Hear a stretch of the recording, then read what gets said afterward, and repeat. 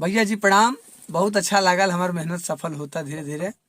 रुआ सब कहनी कि अंतरा बजाई, हमके बहुत खुशी मिलल। हम चाहब कि ऐसा ही रुआ सब कमेंट करें कि कौन गाना चाही, ताकि हम रुआ सब खातिर मेहनत जरूर करी। सबसे पहला बात बा कि आई तब समय ना वेस्ट कैले मैंने गाना के शुरुआत करी जाओ। हमने मुखड़ा बजले रही ढोड़ी में पानी के, आज अंतरा रुआ सबके बीच बजा के आई देता नहीं। ठीक बा, स्केल उहे रही सेम सी माइनर यानी ये स्केल। ठीक बा, चलिए आए अंतरा बा कैसे। अरे कुछ हो के नहीं जानकारी बहो, लाइन मारे वाला काम जारी बहो। भैया जी तनी ध्यान से देखो, स्केली बा औठी है जैसे। कुछ हो के नहीं जानकारी बहो, लाइन मारे वाला काम जारी बहो।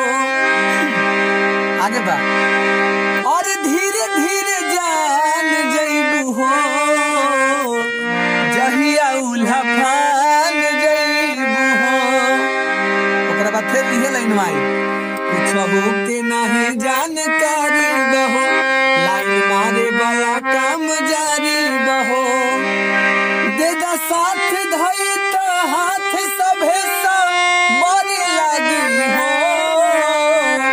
दे दा साथ धई तो हाथ, देखिए कहाँ चल जाए, यहाँ से दे दा साथ। दे दा साथ धई तो हाथ धई सब बड़ी लगी हो।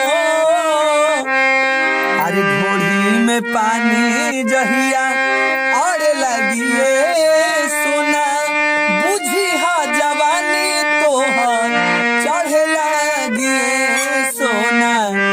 घोड़ी में पानी जहिया और लगिए सोना, और बुझी हा जवानी तोहर चढ़े लगी हो। बहुत बहुत धन्यवाद। अरे वह सब अपन प्यार दुलार ऐसा ही बनवे रखें।